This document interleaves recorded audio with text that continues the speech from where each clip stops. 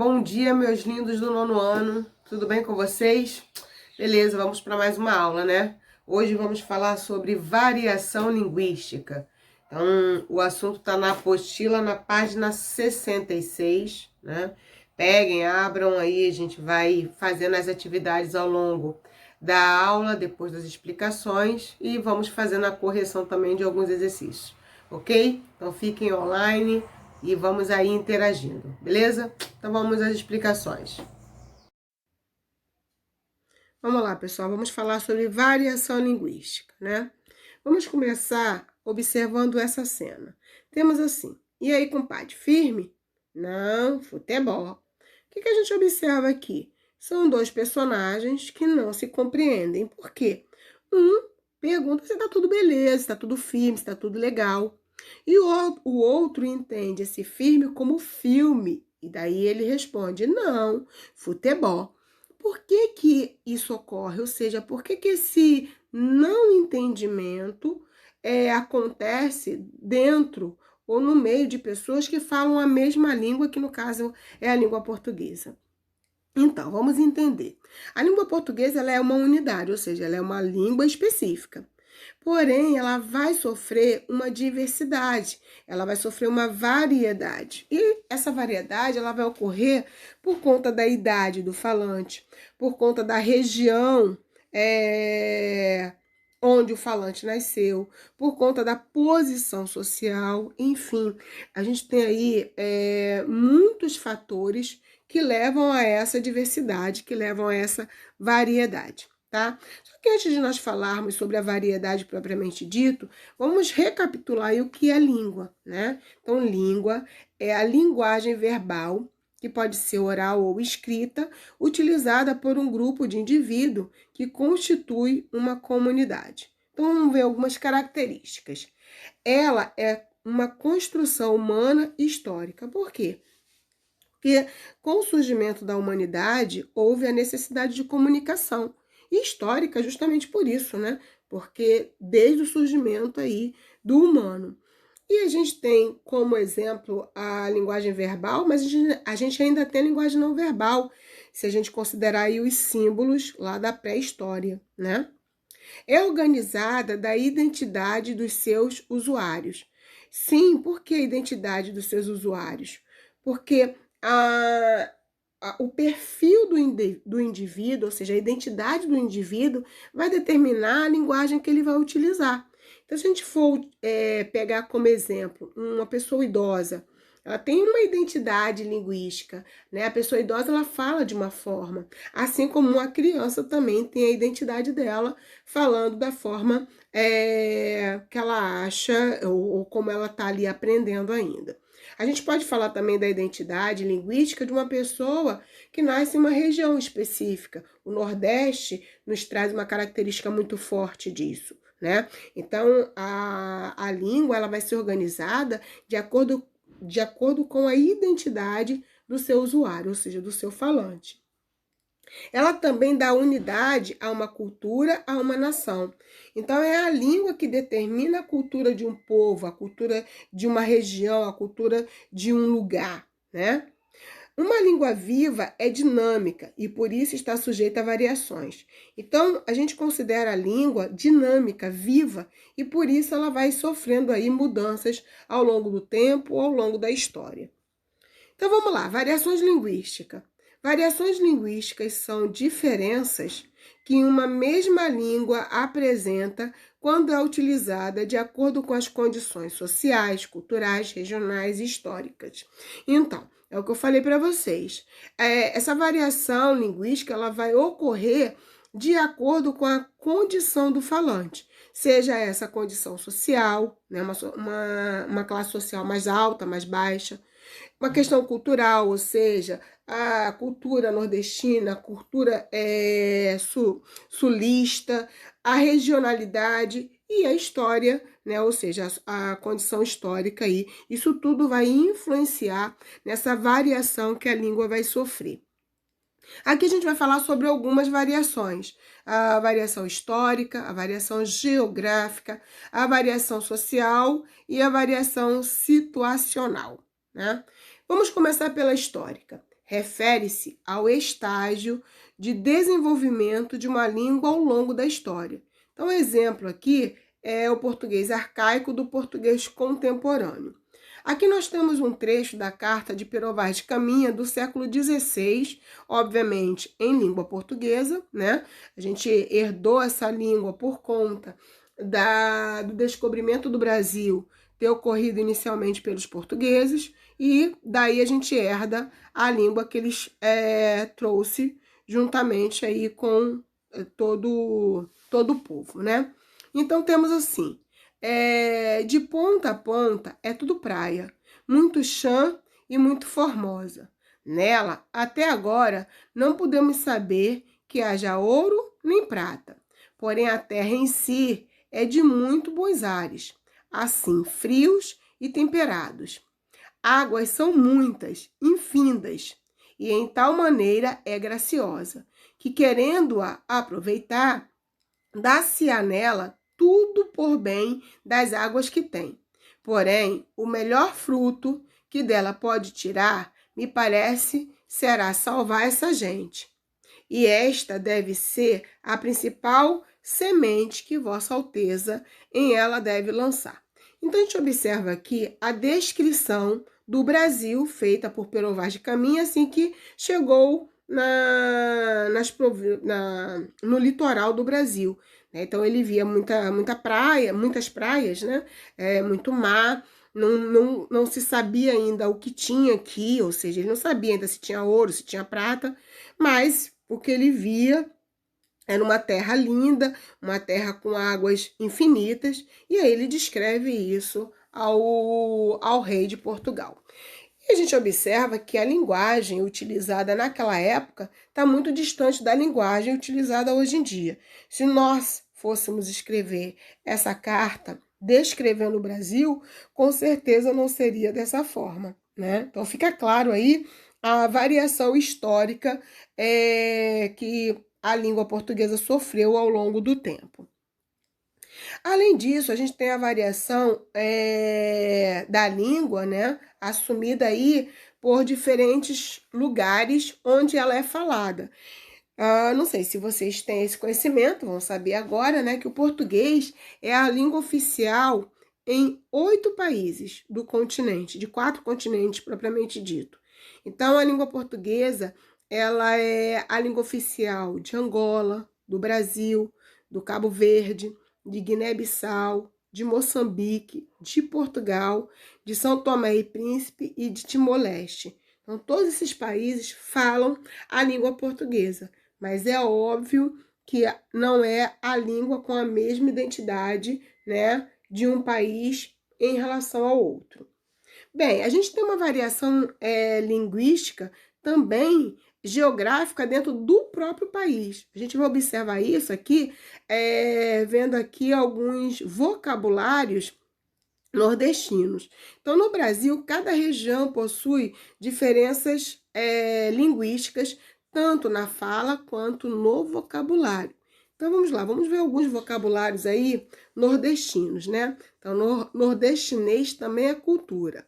Então, você tem lá, abestado, lá no Nordeste, significa bobo, leso, tolo.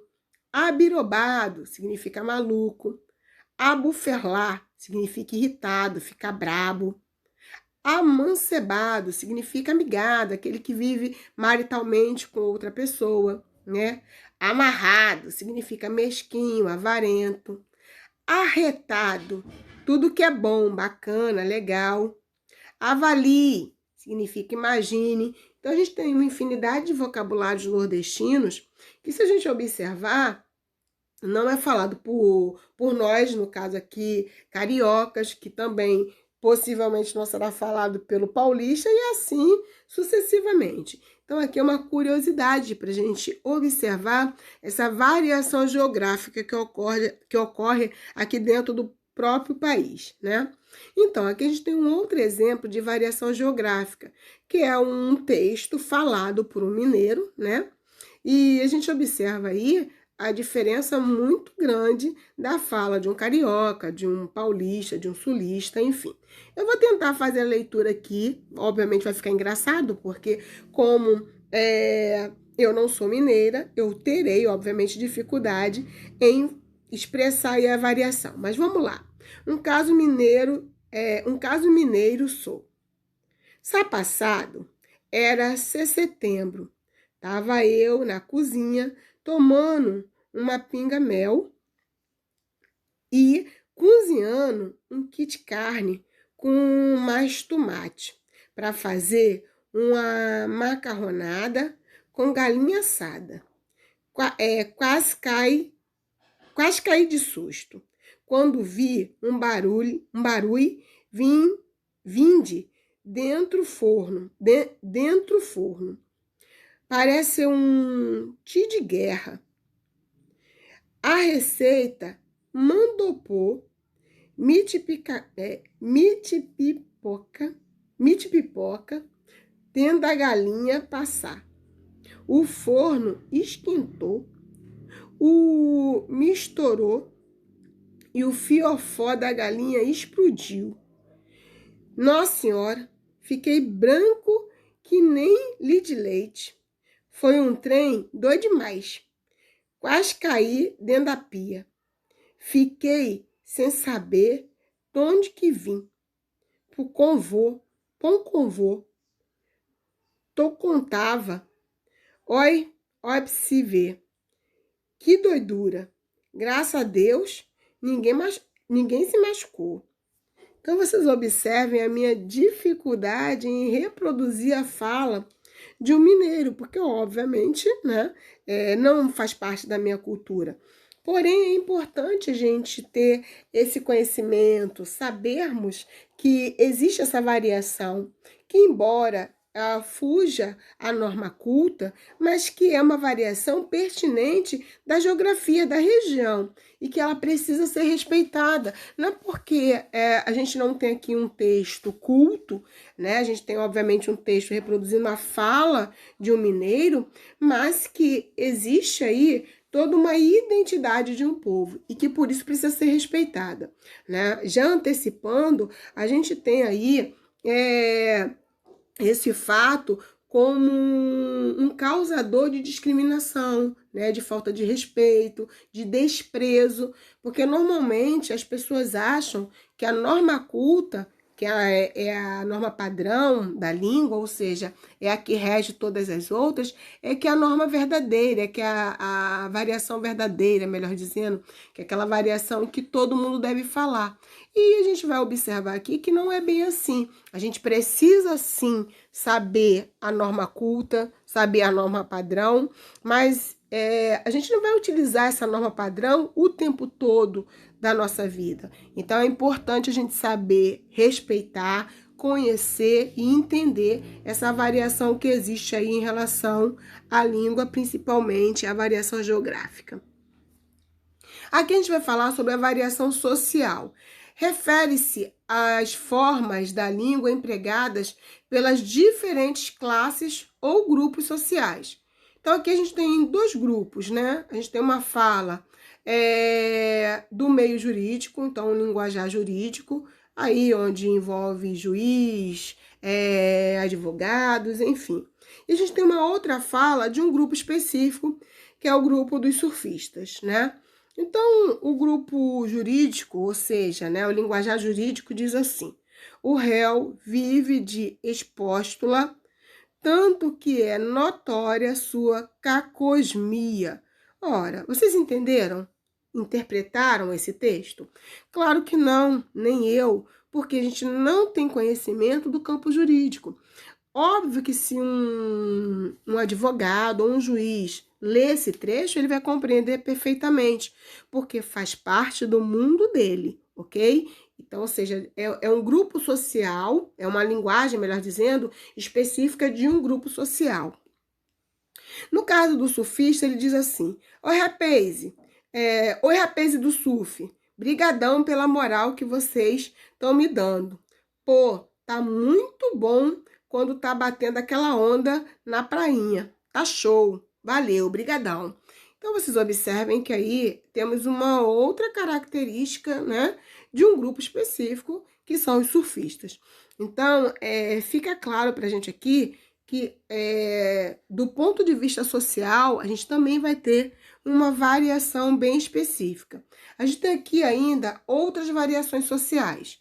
Então, a gente tem lá a norma culta, que é aquela variedade de prestígio que eu venho apresentando aí para vocês, já falei aqui, né? E aí a gente vai focar um pouquinho melhor nela.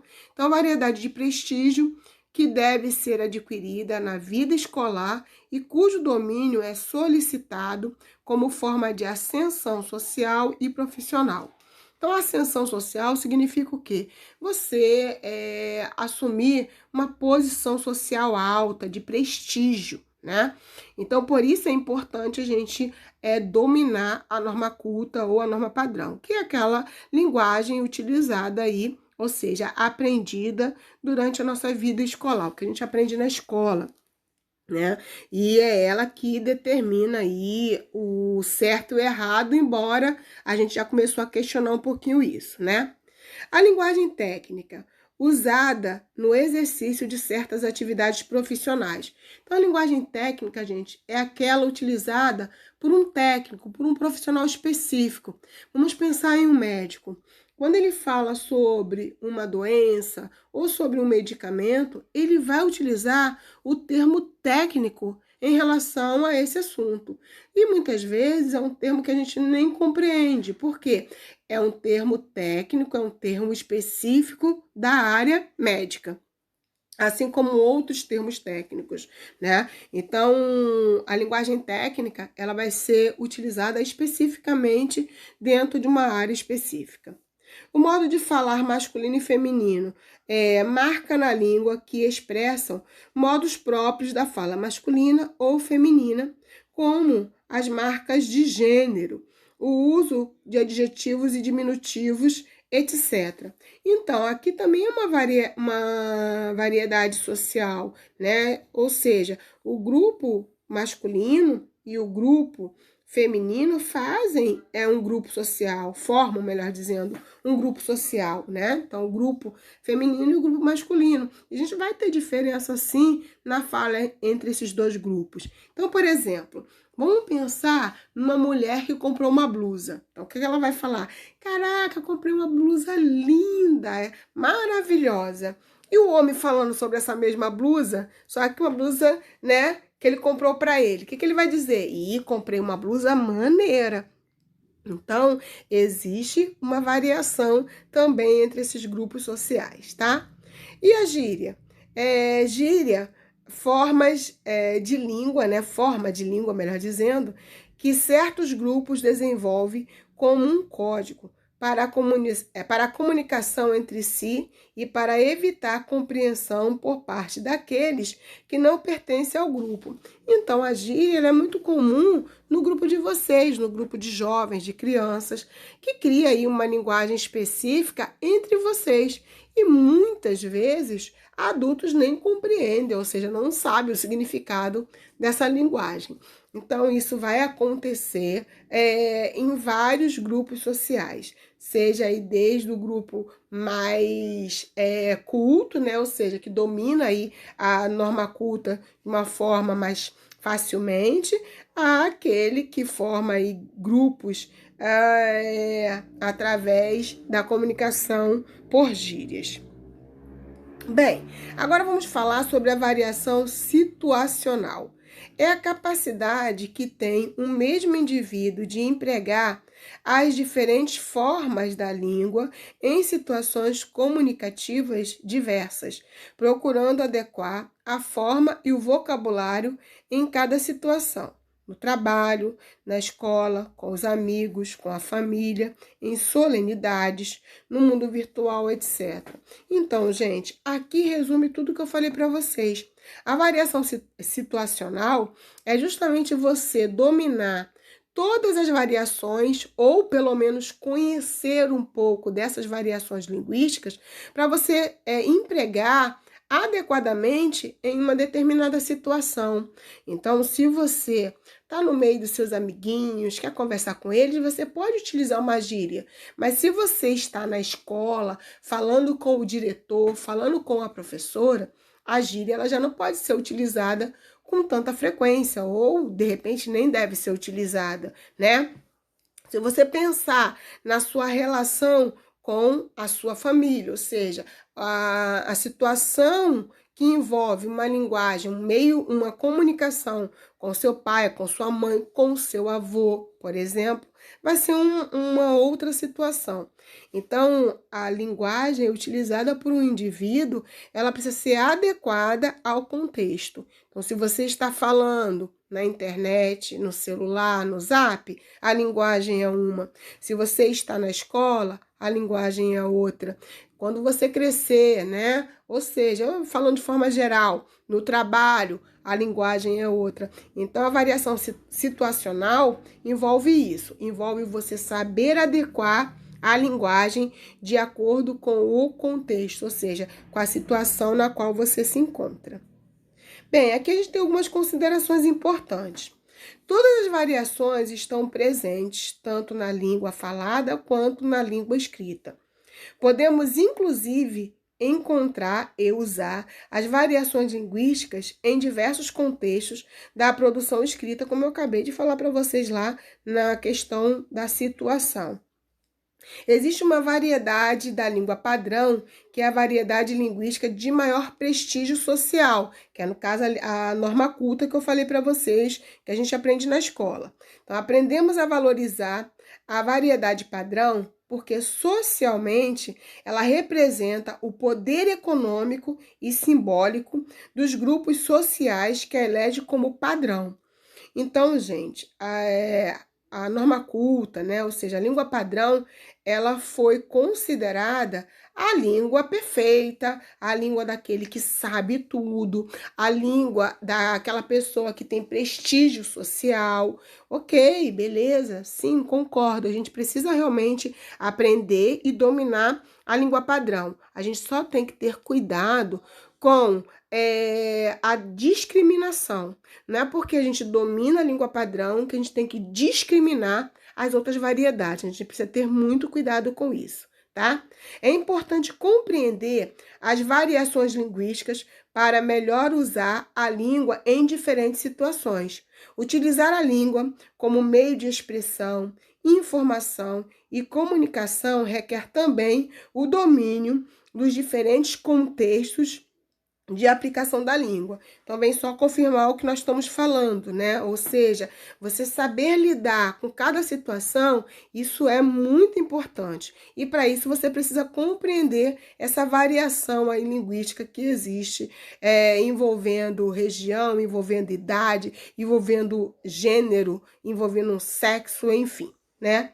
O idioma pode ser um instrumento de dominação e discriminação social. Devemos, por isso, respeitar a linguagem, ou melhor, as linguagens utilizadas pelos diferentes grupos sociais. Né? Então, para finalizar aí minha fala, embora saibamos que a língua padrão, a norma culta, é aquela que rege a grande, ou melhor, a grande não, né? A posição social de prestígio, a mais elevada, a mais considerada, é muito importante a gente aprender a respeitar todas as outras variações, não é porque uma pessoa nasce numa determinada região de menor prestígio e que não tem acesso à escola e por isso, obviamente, não domina a norma culta, que a gente tem que discriminar, essa pessoa tem que sofrer preconceito. Não, a gente precisa saber respeitar, porque a linguagem, ela se faz com o objetivo de comunicação. Então, no momento em que ocorre a comunicação, nós temos ali uma verdade, a gente tem ali uma identidade. Óbvio que, volto a repetir, é importante a gente saber e a gente dominar a norma culta e a norma padrão, mas ela não é como é que eu posso dizer? A única e exclusiva verdade da língua, ok, gente? Então, muita atenção a isso aí. Vamos às atividades. vou colocar as páginas aqui no grupo para vocês, e aí a gente vai discutindo, né? Tirando aí as dúvidas. Já sabem, qualquer coisa, é só chamar lá no particular, beleza? Beijos, vamos às atividades.